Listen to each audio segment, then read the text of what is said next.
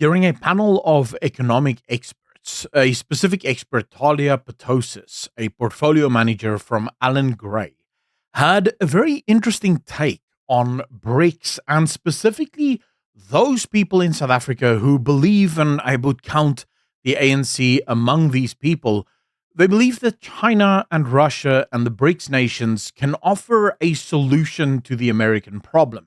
That losing America as a trading partner is really not that big of a deal because we have this incredible market within the BRICS nations that solve a lot of our problems.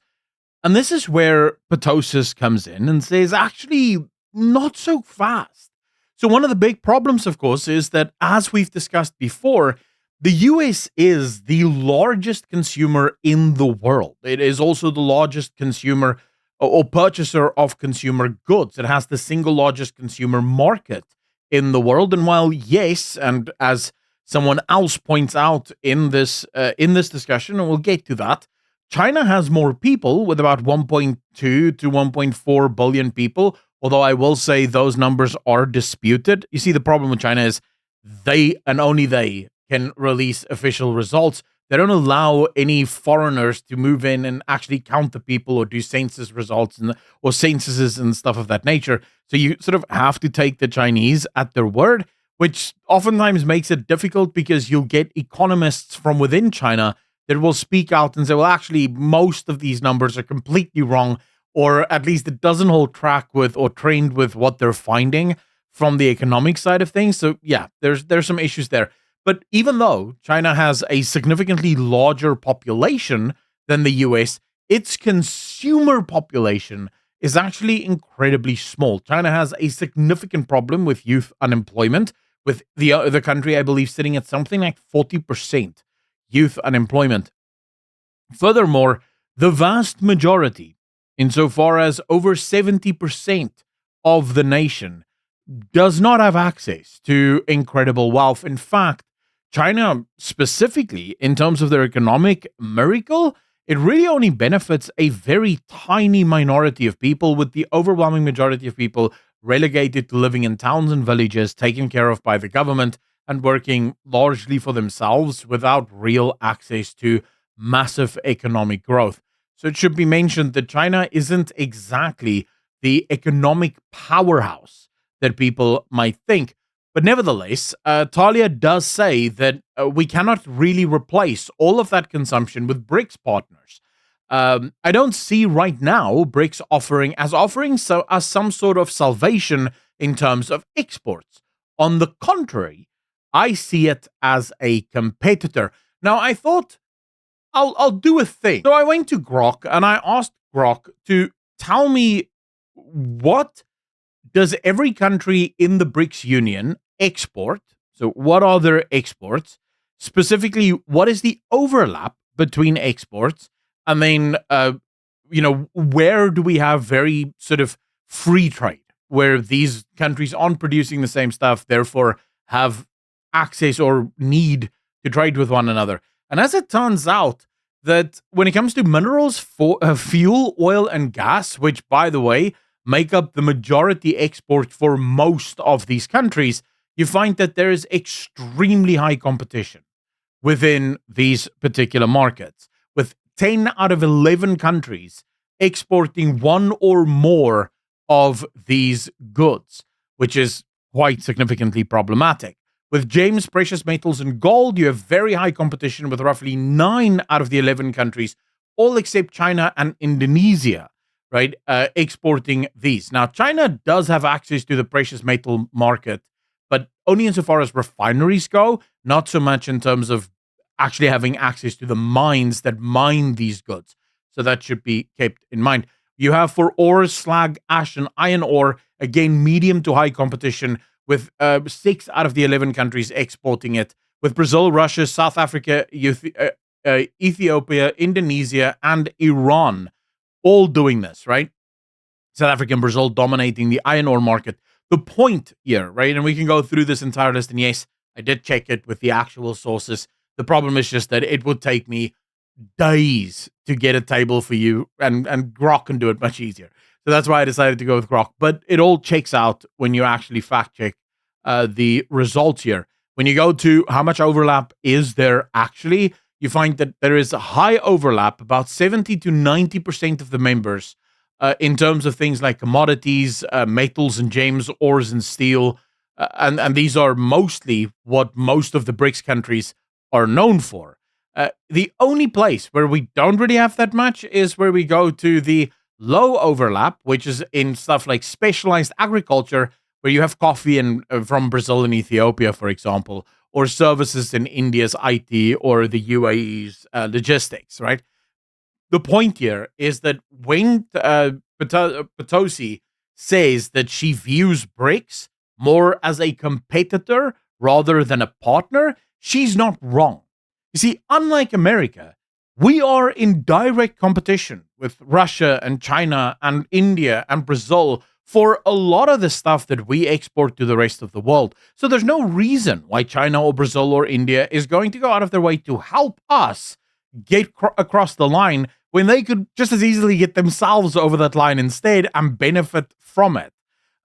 So that is a big problem and something that definitely needs to be kept in mind. But then, just to be completely fair, Isaiah Malanga or Mhlanga then shot back. He is the chief economist at Rand Merchant Bank, and he argued during the same panel discussion that the US was a superpower in decline.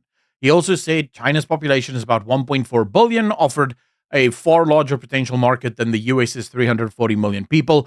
That would be true, except for the fact that the US is the only country in the world that has been able to completely unlock its consumer base. Not even Europe, which is also a global superpower in its own right, has been able to unlock the consuming power of its people quite to the extent that the Americans have. And there's no evidence to show that the Chinese will be able to come close.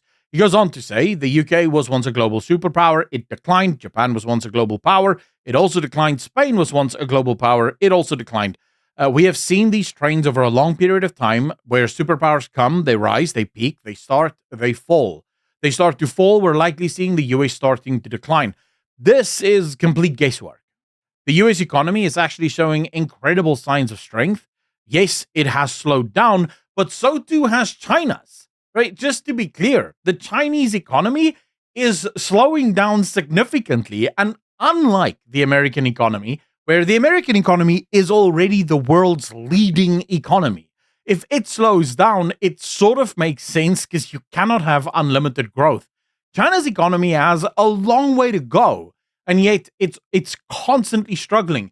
You have, for example, the Chinese have struggled. They have desperately been trying to sort of boost employment and boost economic growth by spending a crap ton of money. And as you can see here, they spend money and it sort of goes up, but it just immediately goes back down. The Chinese economy isn't getting going, right? The stimulus checks, the money that they're inputting into the system, it's not getting the economy going, and a result of American tariffs.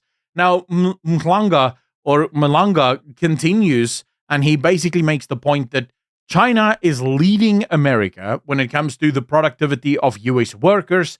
The US workers' productivity is in decline, whereas China's productivity is on the up and up.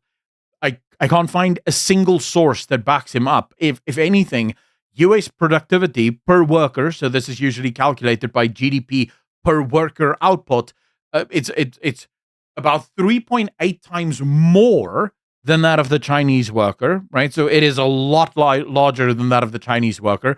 But then more importantly, it is actually about 2.3% higher this year than what it was last year. Now, China's is about 4 point something percent higher than what it was last year. But considering the fact that China's economy is incredibly behind that of the US, it kind of makes sense that it would have a much greater amount of growth in that market. And if anything, the US one appears to have outpaced that of China's in the last year, so grown a lot faster than that of the Chinese. And this is as a result of the implementation of technology.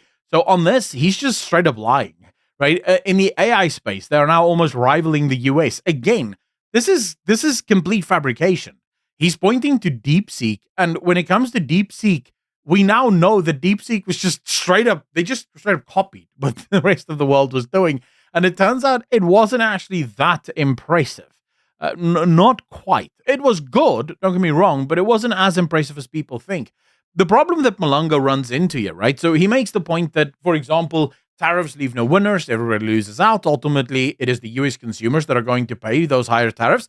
Turns out that's also not true. Roughly 66% of the total tariffs are currently being paid by the producers themselves, right? Because they know they can't really increase the price because the consumer just doesn't have the money to pay it. So yes, it is true, right? The economy of the US is slowing down. The problem that Malanga runs into, or Malanga runs into here, is that he makes the grave error of thinking that history happens in moments, which it does not. An economy in decline can be in decline for 1,000 years. We could still see the US be the world superpower for another 1,000 years. The Roman Empire took more than 1,000 years to ultimately collapse. The signs of its collapse now, in hindsight, we look back and we go, well, 1,000 years before, we already see the signs of its collapse. But it would take over 1,000 years before it finally collapses. The same could be true for the US. No one is making the argument that the US is always going to be the world superpower. But to think that the US is just going to give up, right, and just go home and let the Chinese play, that's wishful thinking. And even if you were to make that argument, yes, China has the potential to be larger than the US, but it is not currently. And in the meantime, South Africa needs markets. And we seem to be more than content to piss off the US and continuously chase away Western investment in the hopes that these BRICS nations will come to our defense. It's not going to be helpful. It's not going to solve the problem. And ultimately, I don't see BRICS nations having any interest in actually helping us out. If you like what I do and you think more people should have access to the content that I make, and you find value in it, I ask that you hit that like button, hit that subscribe button, and leave a comment, because that is how you tell the YouTube algorithm that this content has value and more people should see it. Big shout out and thank you to all of the patrons as well as the YouTube channel members for supporting what I do here. Thanks to your support, I'm able to grow this operation and ultimately provide you with more accurate and better news coverage. As always, be good to each other, be kind to each other, and may the Lord keep you and bless you. Till next time, peace.